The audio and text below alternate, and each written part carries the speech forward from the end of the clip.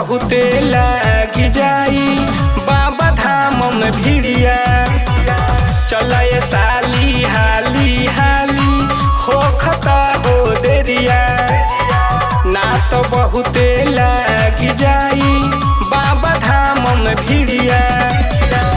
चलो न जाता माथा हमरो दुखाता नइखे आराम भइल बा। रहिया जाम भइल बा ऊपर से घाम भइल बा।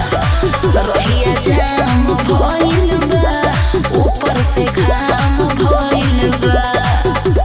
चलो ना हाली हाली। अरे तनी सुस्ता ले, देखी ना कितना भीड़ भइल बा।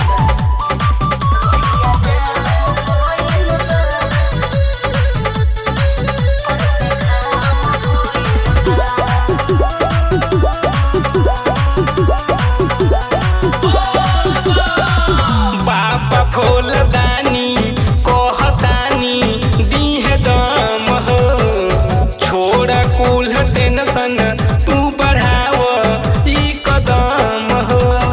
अरे कैसे बढ़ी आगे, बड़ी गर्मी न होता है। बाबा फूलदानी कहतानी दीहे दम हो, छोड़ा कुल टेंशन तू बढ़ाव ई कदम हो।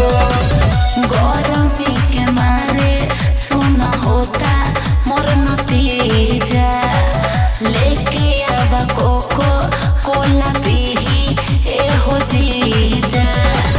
भोरवे से चलो तानी दोपहर से देखे अब तो शाम भइल बा।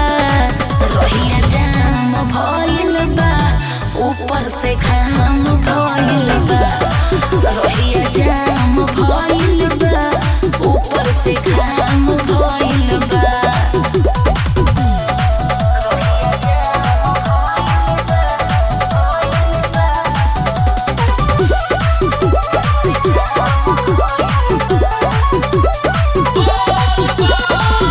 करी है उपकार हो तोहार त्रिपुरारी, पहिला सोमारी तू कल जलधारी।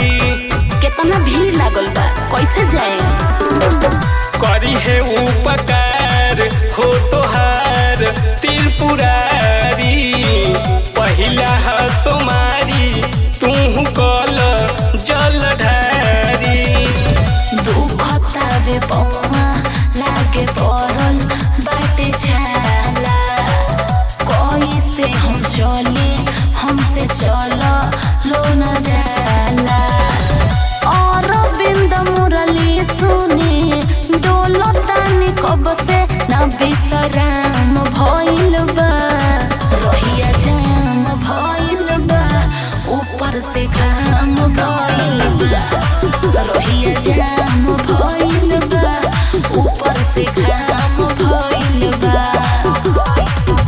ठीक बा चलो तने।